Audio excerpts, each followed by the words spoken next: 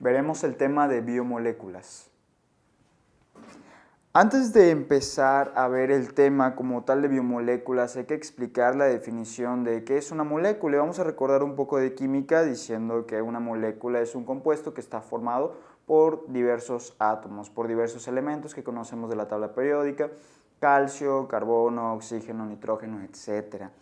Fíjate bien que cuando nosotros estamos hablando de moléculas, nosotros las podemos dividir en dos grandes grupos. Fíjate bien. Las podemos dividir en moléculas orgánicas y las podemos dividir en moléculas inorgánicas. Esta clasificación se basa en la presencia o no de átomos de carbono en la molécula. Si la molécula contiene átomos de carbono, nosotros le vamos a llamar moléculas orgánicas, y si no los tienen, nosotros le vamos a llamar moléculas inorgánicas. Vamos a empezar hablando de las moléculas inorgánicas, es decir, que no tienen átomos de carbono.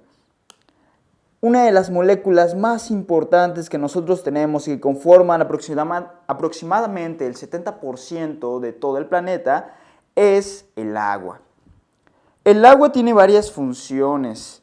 Tiene una función de solvente, es el solvente universal, tiene una función de transporte igualmente. Si recordamos el tejido sanguíneo, la sangre propiamente está constituida por agua, entonces eso me va a ayudar a transportar diferentes sustancias, me va a ayudar a la homeostasis de mi cuerpo. Igualmente, como te mencionaba, compone el 70% de los seres vivos. Vamos a recordar la fórmula química del agua. ¿Cuál es? La vimos en química, en biología celular, igualmente la preparatoria. Es H2O, es decir, que tiene un átomo de oxígeno que está unido a dos átomos de hidrógeno. Y estos átomos se unen, apréndetelo bien, por un enlace conocido como enlace covalente, que es un enlace muy fuerte. De hecho, es el enlace más fuerte que nosotros encontramos. Y eso es dado a que los electrones están compartidos, los electrones de cada átomo se comparten. Muy bien. Pero esto no concluye aquí. Esto es nada más hablando de una sola molécula de agua. ¿Cómo le hace la molécula de agua para unirse con otras moléculas de agua? Pues resulta que cuando se forman estos enlaces, una molécula de agua, se forman dos polos, un polo positivo y un polo negativo. Entonces el agua, la molécula de agua, adquiere una particularidad, una característica llamada dipolo, es decir, que tiene dos polos, un polo positivo debido a los átomos de hidrógeno y un polo negativo debido al átomo de oxígeno que se quedó con algunos electrones sobrantes del otro lado, y los electrones pues tienen carga negativa y por lo tanto va a ser una carga negativa del otro lado. Entonces, esto me va a funcionar o me va a ayudar para formar los otros enlaces con las otras moléculas de agua. Las otras moléculas de agua también van a tener otros dos polos, polo negativo, polo positivo, y entonces las moléculas de agua se van a atraer entre ellas. A este tipo de enlace que se forma gracias a que se unen mediante polaridades, nosotros los conocemos como puentes de hidrógeno o enlaces de hidrógeno. ¿Por qué? Porque el hidrógeno es el que está participando aquí para la unión con el átomo de oxígeno de la otra molécula de agua. Muy bien. Y solo para dar otro concepto en cuanto a la solubilidad, los compuestos que son solubles en agua presentan una característica llamada, o son sustancias llamadas hidrófilas, y las que no se disuelven en agua son hidrófobas. Ejemplos de sustancias hidrófilas en la naturaleza: por ejemplo, las sales como el cloruro de sodio, los carbohidratos como la galactosa, como la glucosa, etc. Sustancias hidrófobas pues son las moléculas llamadas lípidos. Ejemplos de lípidos pueden ser el colesterol, los fosfolípidos, entre otros. Muy bien, y solo para recordar qué es lo que hace a las moléculas hidrófilas solubles en agua. Las hace la característica de que estas moléculas presentan también polaridad. Es decir, cuando se unen con la molécula de agua, cuando yo vierto, por ejemplo, una sal, un cloruro de sodio a un vaso de agua, ¿qué es lo que va a pasar? Pues se va a disolver. ¿Por qué? Porque cuando se unen con las moléculas de agua, se dividen y forman polos. Se forma un polo positivo, que son los átomos de sodio, y se forma un polo negativo, que son los átomos de cloro, y es así como puedo formar uniones de este tipo. Muy bien. Vamos a pasar a los siguientes elementos, que son moléculas inorgánicas.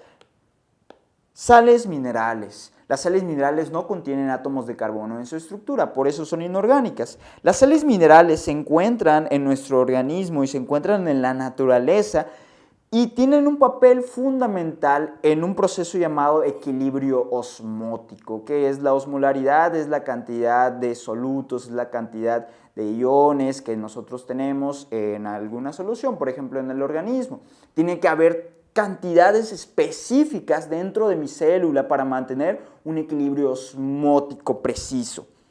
Muy bien, ejemplo de estas sales,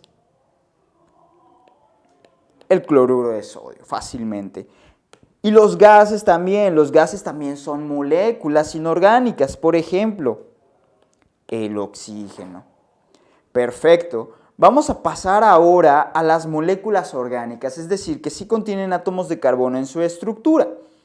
Fíjate bien, de las moléculas orgánicas nosotros vamos a estudiar ahora sí a las biomoléculas. Fíjate bien, nosotros podemos encontrar moléculas que no forman parte de los seres vivos, que no forman parte de la naturaleza, que son fabricadas por el hombre, son llamadas moléculas orgánicas artificiales, por ejemplo los plásticos. Sin embargo, todas las moléculas orgánicas que se encuentren formando parte de los seres vivos, las vamos a conocer como biomoléculas. Y fíjate bien, las biomoléculas, como son moléculas, tienen que estar formadas por elementos. Aparte del carbono, hay otros elementos que van a formar parte de ellas. ¿Cuáles son? Son los famosos CHOMS, o los elementos que conocemos con este acrónimo, que son carbono, hidrógeno, oxígeno, nitrógeno, fósforo y azufre. ¿Cuáles son los más abundantes en los seres vivos? Los primeros 4. Muy bien. Ahora, las biomoléculas las vamos a clasificar dependiendo de su complejidad. Las biomoléculas pueden ser simples, es decir, pueden ser moléculas pequeñas que a su vez se van a ir agregando entre ellas y van a formar moléculas más grandes, moléculas complejas, las llamadas macromoléculas. Apréndete bien cuáles son las simples, que son los monómeros, son las partes más pequeñas, para después aprenderte las moléculas más complejas. Y vamos a empezar viendo primeramente a las moléculas simples. ¿Cuáles son las primeras que nosotros vamos a estudiar? Son los monosacáridos. Los monosacáridos son los azúcares más simples que conocemos. Ejemplos de monosacáridos: glucosa, galactosa, etcétera. Igualmente la fructosa, si tú recuerdas. ¿Para qué me sirven los azúcares simples o los azúcares en general? Tienen varias funciones. La principal es que funcionan como la principal fuente de energía de nuestro organismo. Es decir, yo tengo un carbohidrato y automáticamente yo voy a pensar primero en ese azúcar para producir energía. Energía que se manifiesta en forma de una molécula llamada ATP, que es producida por un organelo llamado mitocondria que se encuentra dentro de la célula. La energía es particularmente esencial en algunos órganos vitales, por ejemplo el cerebro, que no cabe duda que es uno de los órganos más importantes de nuestro organismo. Fíjate bien, yo estaba hablando hace un momento de los monosacáridos. Sin embargo, nosotros, cuando unimos dos monosacáridos, es decir, dos monómeros, a través de un enlace llamado enlace glucosídico que se da entre los azúcares, yo voy a formar una estructura llamada disacárido. Ejemplo de disacáridos: la lactosa, la maltosa, etc. Ahora bien, estos monosacáridos y sacáridos se van a empezar a unir otra vez entre ellos, hasta que formen a la macromolécula del sacárido, a la macromolécula del azúcar, al azúcar más grande. Ejemplos de estos polisacáridos, ¿cuáles son? El glucógeno y el almidón. ¿Cuál es la diferencia? El glucógeno lo almacenan los animales, el almidón lo encontramos en las plantas. Vamos a hablar un poquito del glucógeno, solo para repasar y dar una pequeña introducción en nuestro curso de histología. Vamos a recordar que el glucógeno se almacena en órganos como por ejemplo el hígado y el músculo esquelético, y el almidón pues en las plantas. De hecho, nosotros tenemos enzimas en nuestro organismo para degradar el almidón, ya que cuando nosotros comemos productos vegetales pues necesitamos degradarlos. Siguiente biomolécula, pero que es de las simples, son los ácidos grasos. Los ácidos grasos son los que van a formar a las macromoléculas llamadas lípidos. ¿Okay? Te dejo aquí la estructura de un ácido graso por si la quieres copiar. ¿Y para qué me sirven los ácidos grasos? Vamos a recordar. Los ácidos grasos me pueden servir para producir energía, sin embargo, la principal función es el almacén de energía, es decir, yo normalmente voy a almacenar lípidos, voy a almacenar ácidos grasos en vez de almacenar carbohidratos. Los carbohidratos son mi principal fuente, es en lo que primero pienso para producir energía, y los ácidos grasos, los lípidos, son los que yo voy a estar almacenando. Pero fíjate bien, los ácidos grasos los voy a almacenar en forma de triacilgliceroles, ¿ok? Fíjate bien, vamos a recordar. Los ácidos grasos me van a servir para formar estas macromoléculas que son más grandes, que son los lípidos, y de los lípidos tenemos varios ejemplos. Uno de ellos son los que te acabo de mencionar, los triacilgliceroles, también llamados triglicéridos, que están compuestos por 3 ácidos grasos y una molécula de glicerol. Aparte de estos lípidos, nosotros podemos encontrar otros ejemplos, por ejemplo, los fosfolípidos y el colesterol. Estos son parte de las membranas celulares, las membranas que se encuentran en la célula, la membrana plasmática, la principal, las membranas de los retículos endoplásmicos, aparato de Golgi, etc. En particular vamos a mencionar un lípido llamado colesterol. Este colesterol es el precursor de algunas hormonas llamadas hormonas esteroideas, ya que son derivados del éster. Son hormonas que nosotros ya vimos en embriología, testosterona y estradiol, que participan para la maduración de las gónadas. Muy bien, ahora vamos a pasar a las siguientes biomoléculas simples, son los aminoácidos. Los aminoácidos tienen varias clasificaciones, pueden ser aminoácidos polares, no polares, entre otras. Sin embargo, este es un aminoácido polar. Sin embargo, cuando nosotros empezamos a juntar varios aminoácidos, los cuales se empiezan a sintetizar en los ribosomas, que se encuentran en el retículo endoplásmico rugoso, que se encuentran como ribosomas libres en la célula, los empezamos a juntar a través de unos enlaces llamados enlaces peptídicos, y voy a formar una macromolécula o una molécula más compleja llamada proteína, también llamada polipéptido. Pueden darse varias definiciones. Fíjate bien. Cuando yo tengo la proteína, ya esta molécula va a adquirir o va a tener varias funciones, dependiendo de qué proteína sea. Las proteínas pueden tener una función enzimática, pueden ser enzimas, por ejemplo, las disacaridasas que rompen carbohidratos, pueden tener una función de transporte, por ejemplo, la hemoglobina que transporta oxígeno, una función de estructura, por ejemplo, proteínas que forman parte del citoesqueleto de una célula, es decir, del esqueleto de una célula.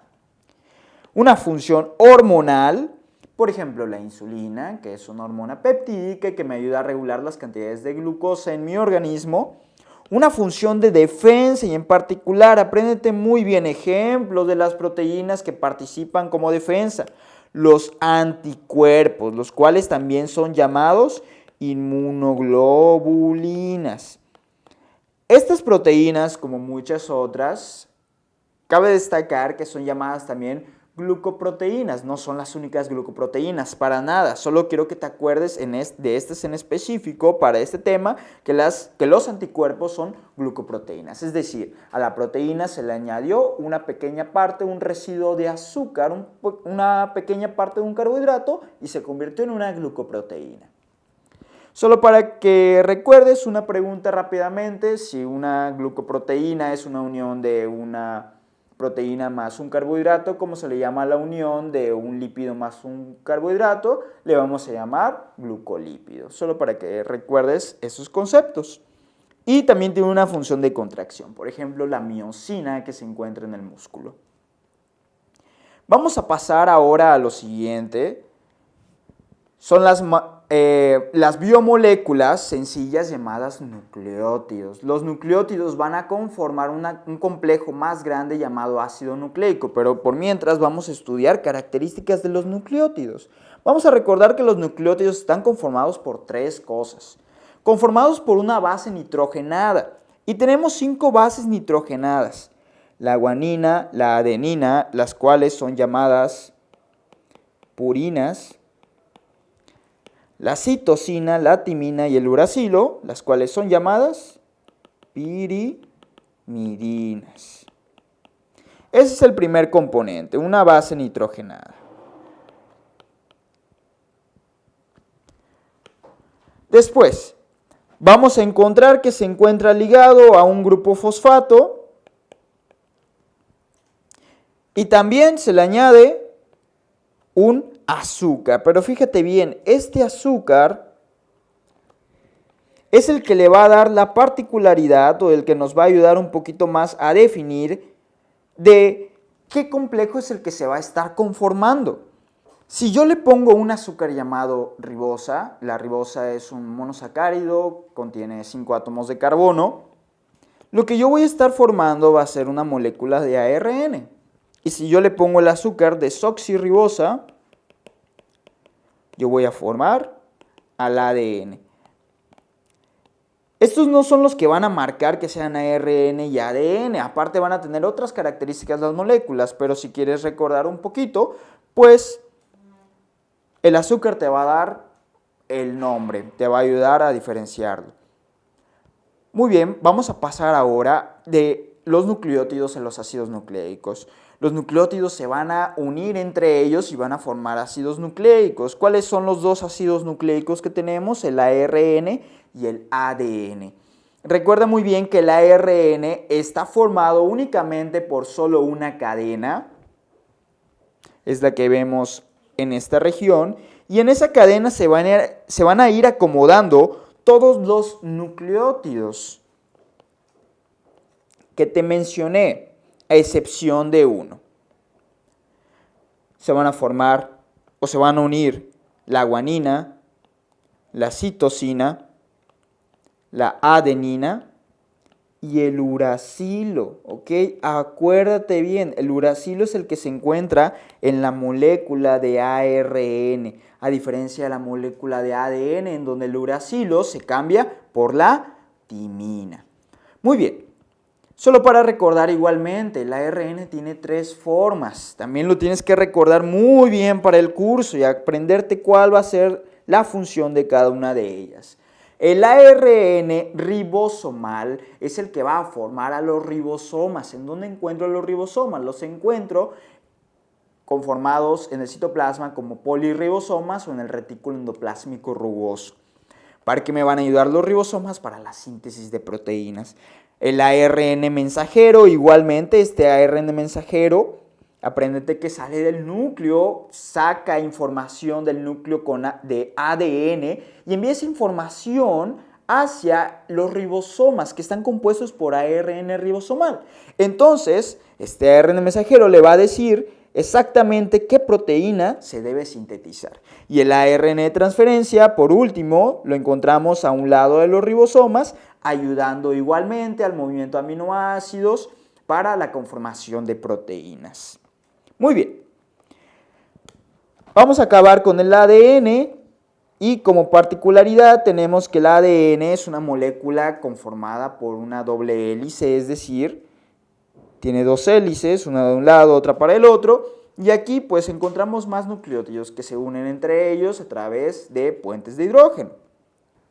Recuerda muy bien las funciones del ADN o los procesos en los que está participando el ADN. Así en general, los ácidos nucleicos me sirven para almacenar y para transmitir la información genética. Entonces, el ADN necesita participar en un proceso conocido como replicación, en el cual el ADN se replica, se divide, ¿ok? Va a hacer varias copias de sí mismo. Vamos a ponerle aquí un por 2.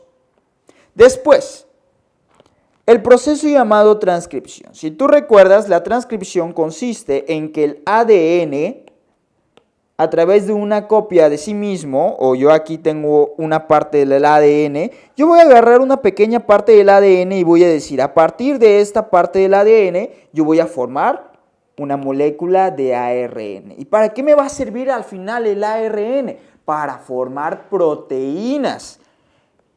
¿Y cuáles son las formas del ARN que me van a sintetizar las proteínas? Todas las formas tienen una función para la síntesis. El ARN ribosomal, el ARN mensajero y el ARN de transferencia. Ahora, ¿cómo se llama el proceso mediante el cual a través del ARN se forman proteínas? Traducción.